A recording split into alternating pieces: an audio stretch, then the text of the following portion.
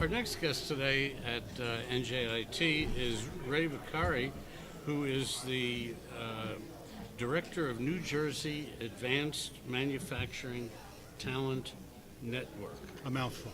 That's it. Yep. I didn't leave anything out. That's it. Okay. You got it. So I appreciate you sitting down with us today. We did video the entire presentation this morning, which will be up on our website. And but Ray and I are going to talk a little bit more in depth about what NJ Manufacturing Talent Network does. I'd appreciate it if you could give us a little insight into that. Okay, so it's a program funded by the State Department of Labor and Workforce Development and hosted here at NJIT. It's part of 7 talent networks, advanced manufacturing being one. Do I need to list the others? You guys aren't it? Yes? Okay, fine. We got all, but I don't care. But it focuses on a lot of major industries in New Jersey. And what this talent network is about, as the others are, I'm focusing on manufacturing industry, is to create high-quality, employer-driven partnerships throughout the state of New Jersey. The Department of Labor has gotten it right this time. This year, a new focus for all the talent networks is to get industry to speak out and to drive what the Department of Labor is going to fund as far as education and training, building credentials in the specific industries. So we're creating these, they're called targeted industry partnerships in 3 regions of the state, north, central, and south. Right. Again, feeling that maybe different regions of the state have different issues. Sure. For example, in the south, there may be more issues with transportation than in the north, and so on. So the idea is to set up these TIPs, targeted industry partnerships, in each of these 3 regions to be run by manufacturers, okay? And focusing on 3 major areas, like each of these TIPs have 3 committees. One, to look at needs assessment, to do needs assessment studies and gap analysis. What's needed as far as training the workforce is concerned. Is this a new aspect that manufacturers are finally getting it, that they need help, and that the help is there, and that they should take on a different role than being isolated and not deal with the issues, especially when you do have partnerships available? Well, I think this is, there's a mixed message here with manufacturers, a mixed experience. They've always wanted to deal with educators, but educators have said they always want to deal with manufacturers, but yet it seems like it didn't happen. And same thing with workforce development. We all have our pillars that seem to be, and this is an opportunity to bring them all together. Sure. But have it driven by manufacturers. 2 years ago, we were at ManufactureNJ here with New Jersey, and we decided that we were going to bring a busload of kids from some of the high schools down here to give them some insight, and you had some political people from the state here giving speeches. And the first school that we called, and I won't use their name, but the first school that we called, I called the principal and I spoke to her myself, and I said, this is what we're doing. We want to get a bunch of your kids who have some vocational interest and bring them down and give them the exposure. Yes. And she gave me a very simple answer. She said, we're an academic school, so we really don't want to participate in vocational education. Wow. I said, what more can I say? Wow. And I did drop that, and we did find another school, a vocational school, and we did bring in 15 students who were so smart, Yes. and so tuned in and so talented in using their minds and their hands, Right. and realized that 40% of college kids that go to college, they don't graduate. Right. So they are looking at new ways to find a career path. Right. Yeah. For years, parents and kids have thought, go to college, it's going to guarantee success. But how many kids have gone to college, have huge amount of student debt, and are flipping burgers? Right. Exactly. So, education is getting it too.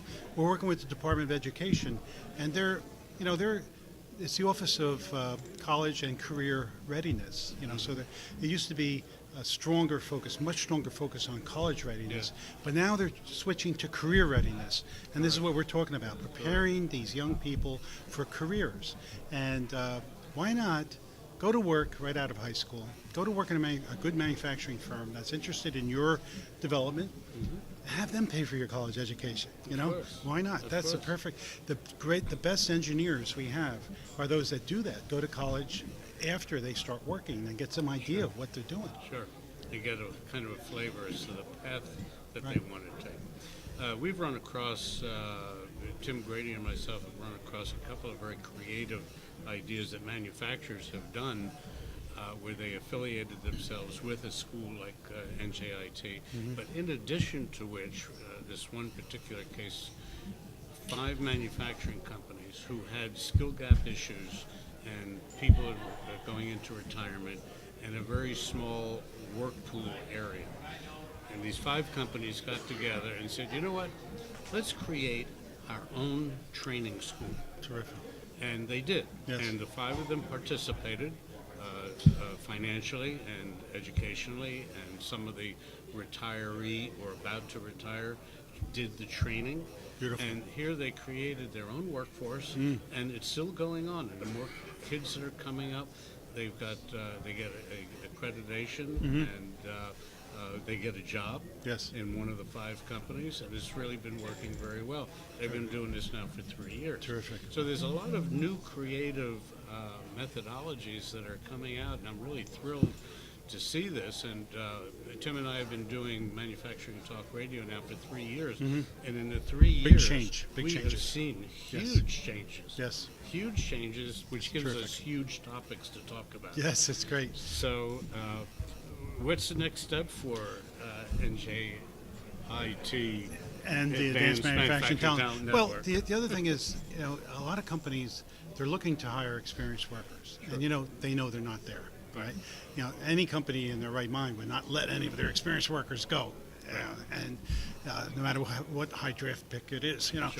And these guys are all retiring, gals are retiring too, so they're in short supply. So the manufacturers realize that they have to train their own people to build that up. So what we're doing is we have this Megaforce program, which is to take advantage of the United States Apprenticeship Program, which has been in place for years, where they have hundreds of manufacturing jobs that are apprenticable jobs, and they've been vetted by other manufacturers around the country, and they're available. If you want a mechanic, there's an apprenticeship program. You want a welder, you want a lathe operator, you want a mechatronics technician, these are all vetted already, and there are programs that are in place, and we could be the sponsor, which is important because, you know, there's 11,000 manufacturing companies in New Jersey. 90% have 50 or less employees. They don't have the time to do the bureaucracy associated with setting up these apprenticeships. We can do that for them. We could do the bureaucracy and help them out. Right. Yeah. It's really important that they're all beginning to get it now. Yes. And there are some manufacturing companies that we've heard around the country that when an employee is talking to management, I think I'm going to retire at the end of the year, or I'm going to retire in 6 months. They have an incentive program. Stay on a year and work one-on-one with one of our trainees. Right. And we'll give you 5,000, 10,000, whatever the bonus is, and to stay on. And there's a very high rate of acceptance That's of good. this, especially when you're retiring. You can always use an extra $5,000 or $10,000. Oh yeah. Well, you know, as these companies have these older employees, and as the schools now are adding these manufacturing programs and curricula, they have a hard part. First thing, they got to get the equipment, very expensive. Secondly, they got to get the teachers.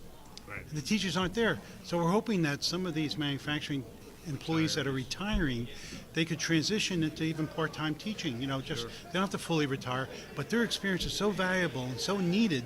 They should look to the schools, to look at their local technical school, CTE or VOTEC school, or local community college, see if they're interested in hiring them part-time. We need them. We really do. Let me ask you, one of the things that we noted 3 years ago, that there was no methodology in getting this story out. Yes. Mainstream media, radio, television, they don't talk about it.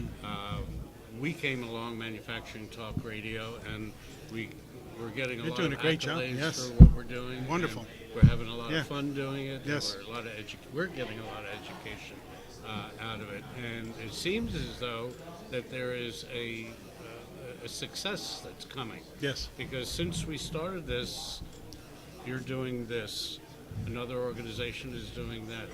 I still think that there is a information gap, that it's not getting out thoroughly. Yes. Again, mainstream media, they don't talk about this. It's just not done. And I believe, and what we've seen is that the ones who are getting the messages out to the local communities are the states.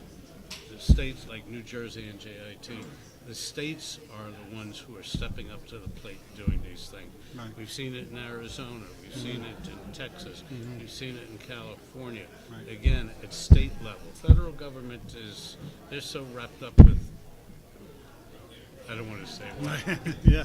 They're wrapped up with so many Yeah, things that yeah. educating our masses, and the fact that manufacturing represents approximately 1/3 of our GDP. It's a huge. And it's going to grow. Oh, it's absolutely. I think we're on the verge of a revolution in manufacturing, not only for the economics of Revolution it. or revolution? We're going to a revolution, yeah. And I mean, you know, with the new political climate and the Yes. possibility of repatriation tax, for example, being reduced, you know, it's going to create an onslaught of Yeah. companies coming to America.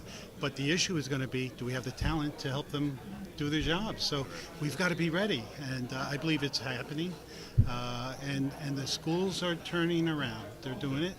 I'm hoping, when you say get the word out, you know, the word has to get out to change the whole image of manufacturing. The image of manufacturing is very poor.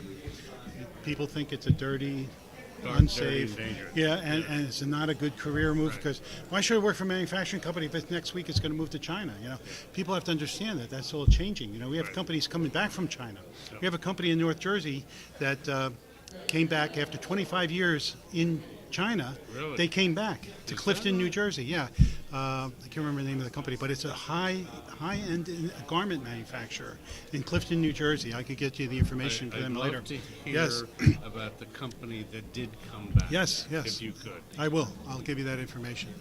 And I think it's called Better Team USA is the name of the company. But I'll get you the contact information. Good. Great people. And they came back because, first of all, in China, they're having trouble finding young people to go into manufacturing. Ah, isn't that funny? They all want to go into the techie world. You know, they want to do the Right. iPhone stuff Of and course. the video games, Of just course. like here. Yes. And then also, the cost of manufacturing labor is going up. You know, as they increase their quality of life, that's going up. The the environmental problems in China are horrible. You know, there are some Getting cities. better, but horrible. Some cities you can go 200 days where you can't go out of the house without a mask. And then the physical, the intellectual property problems being stolen is an very, issue. very much an issue. So for those reasons, they came back, and they're very happy to be here. Well, I'd like to hear more Yes. about that. Good. Ray, thank you very much. Very good. Good luck on all your Louis, you're doing a efforts. great job. Thank you Keep much. doing this. I appreciate Thank that. you. Thank you.